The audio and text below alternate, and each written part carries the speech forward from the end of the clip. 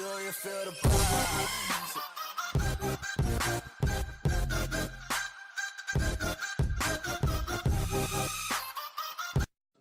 G'day guys, Fred Omagic here again with another episode of Omagic's Kitchen, and today I thought we might have a look at doing a basically a beef chow mein, and this is taken off a recipe from one of our crew members, our director in fact, his mum, and Mrs. O we'll call her. G'day Mrs. O, and thanks very much for this recipe. And I've got it sitting here. I'm going to be following it not to a T, but I have got it sitting up here as a reference just so that we don't make any mistakes. So the first thing I want to do is get the pan on, and we'll get our meat going, and we've got to start our rice. So we will be venturing out into Omagic Park to get some, basically some weeds from the garden to put in with this dish as well. We're going to sacrifice the cabbage for some cape weed and a couple of other things that I've got out there. And when we get there, we'll show you that. But now, for now, we'll get the pan on, and we'll get this chow mein underway. There, put the pan on. Now, the pan is behind me, unfortunately, but that's okay. So what we've got here today, we're going to start with, I'm cheating again, going to use some hamburgers. The recipe's asking for mincemeat. So, to make it really simple and easy, I don't really buy mincemeat and sort of make my own. You can make your own hamburgers and get your hands dirty in a bowl and all this, or just buy them pre-done. And if you can find yourself a nice butcher, a good butcher, we use Australian butcher store down the end of Hammond Road here in Dandenong. Really good. ABS is a good way to remember the name. ABS is the auto braking system in your cars, but that's ABS. But the ABS is the Australian Butcher Store. Okay, we'll go on with it. Just to help you, remind you of a good butcher.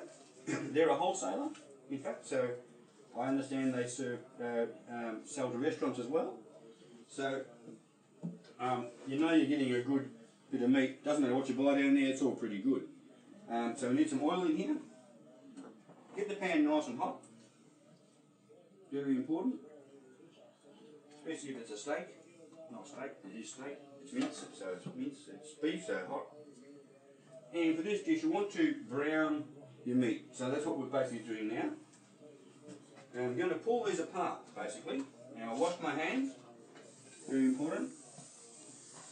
I'm just pulling it apart. So I'm deconstructing the hamburger, and I'm putting it back to where it was before they made the hamburger, and that is mincemeat. And they've put some onion and a few other things in here, probably a bit of garlic and a few things I can smell, which is fine, beautiful, what we're looking for. Now I think 2 hamburgers is enough, I would think, for this dish.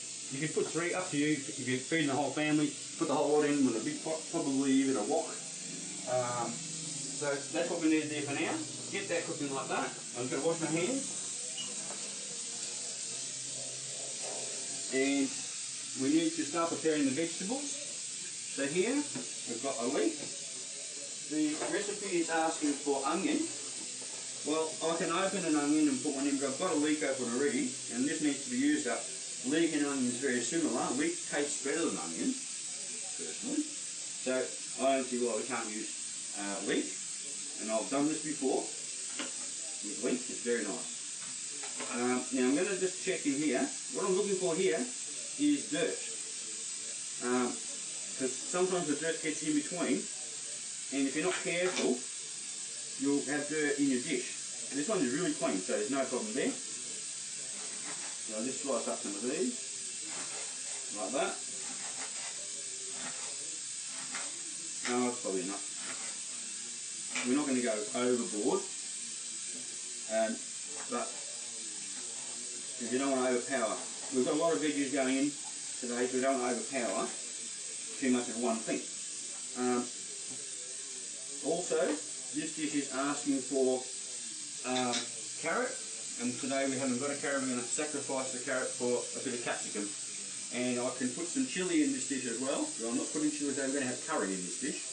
So Because I'm not putting chilli, I would like to include some pepper of some sort, so we're going to have what I call a cold pepper, which is your capsicum, the chilli family.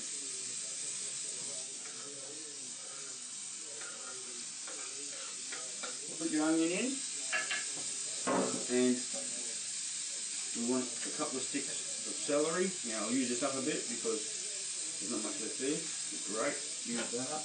I love it when I use things up, didn't waste anything. Chop it up like this. It asks for strips or something, I don't think it matters. You even put some of that leaf in, it won't hurt. A little bit. Chop up a little bit into the leaf. That'll do. Don't go too silly on that leaf.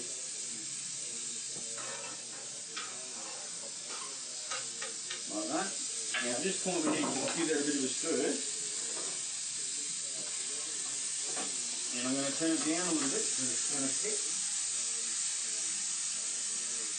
Okay, so we've got our celery in there, our onions in there. Remember we used the leek. Put it in there now, that's all we've got that, for that. Now, we're going to use our capsicum. So, rather than do that and then have to take the seeds out, just cut the sides down. Alright? And I reckon that's enough. I'm going to keep a little bit of that. I don't want too much of this, just a little bit. The idea of this dish also is a little bit of everything to make it all nice. The flavours will come together in just a second. Do this as fast as you can now. You don't have to work as fast as you can. Go as fast as you can without cutting your fingers off. That's probably a good tip. There you go. Count your fingers. See? 5. 4 and a thumb.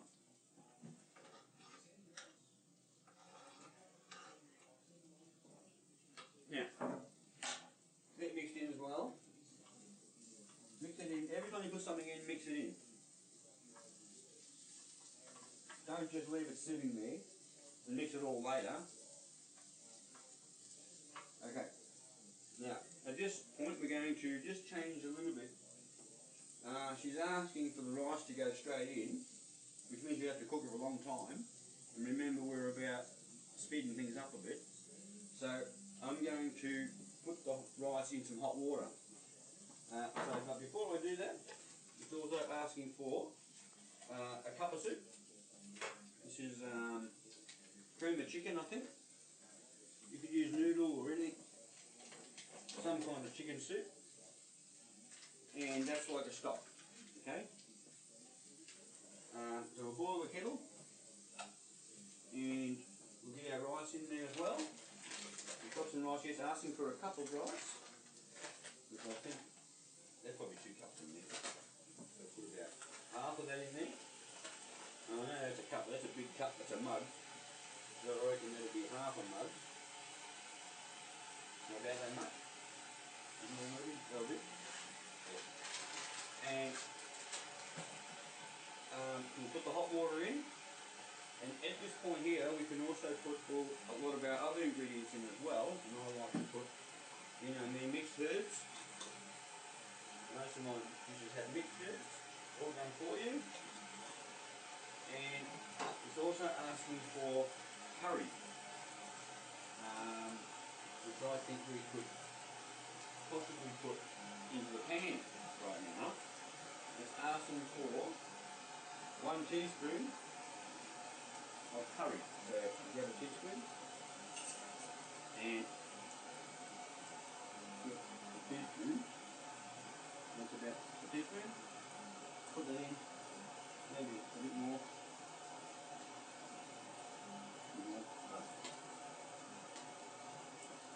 A bit more to make sure.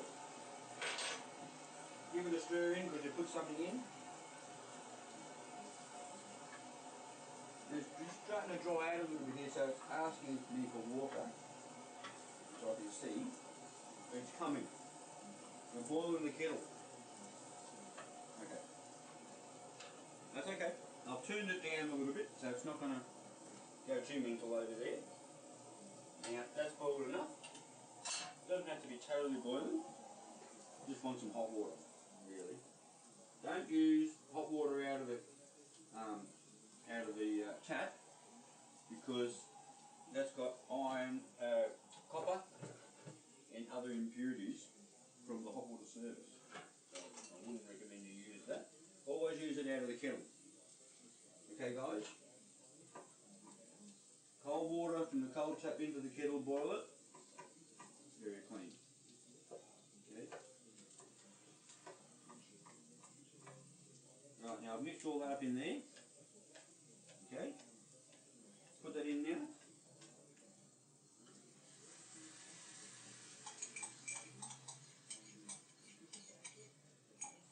Okay.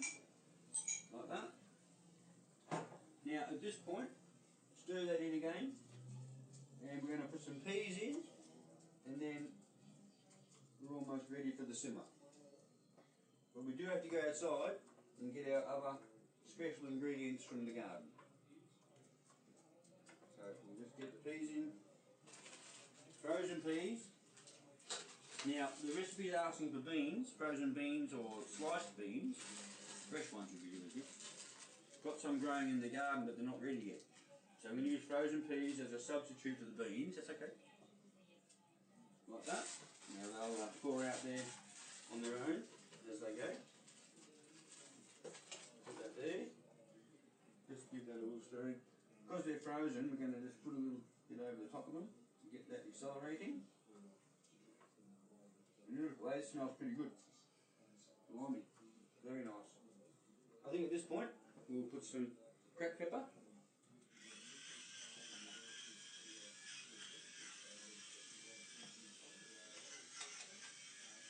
Yep. And some salt as well. Some rock salt.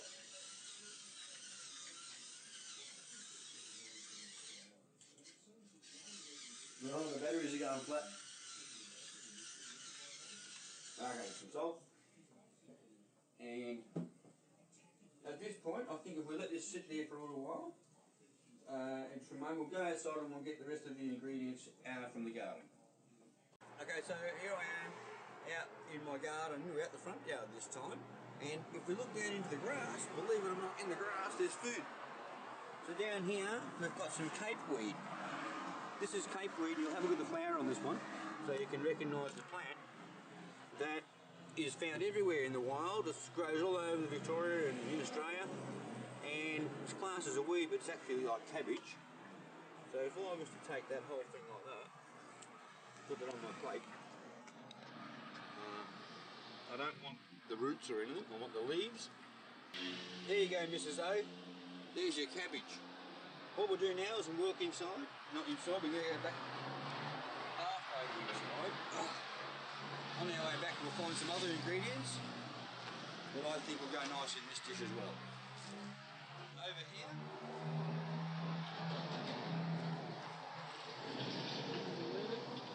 I'm in the car park and I've found some onion.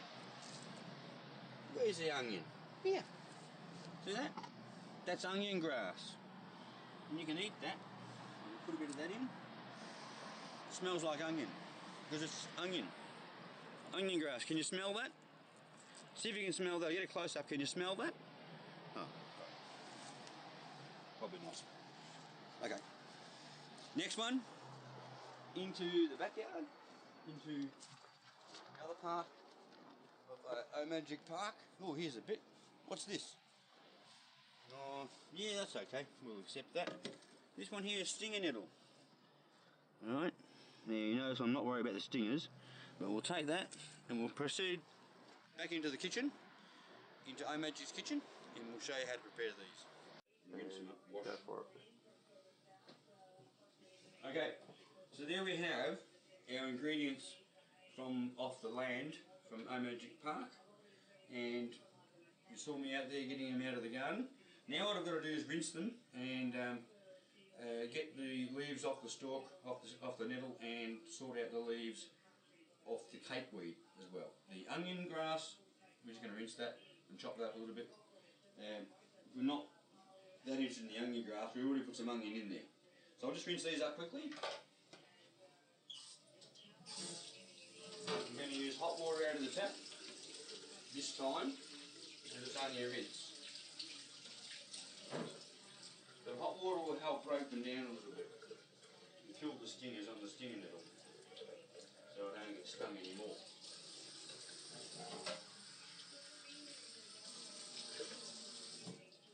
Okay, then have a little rinse. Now I think really we could pull these apart rather than cut. So I'm going to just pull the leaves off and put them into our beef chow mein. Beef chow mein. Now this could have been chicken chow mein. We just changed the first ingredient to chicken or lamb, and I've done it with lamb. It's very nice. It's up to you, but it works with any meat really. I don't know about pork, but chicken and lamb and beef, this is what you have. Okay? Now, this one I'll just chop this onion up a little bit, just so that we can make sure everybody gets a little bit, basically. And that can go in. Now remember, you saw me get these weeds out of the garden, right? I don't think you're going to eat the flower, but if you were to eat that, it would be like broccoli. Okay? I could put it in, but the dish is asking for cabbage, not broccoli, so we're not going to put it in. Okay. Any stalky bits get out, which is what I'm looking for here. This even smells like cabbage. Okay?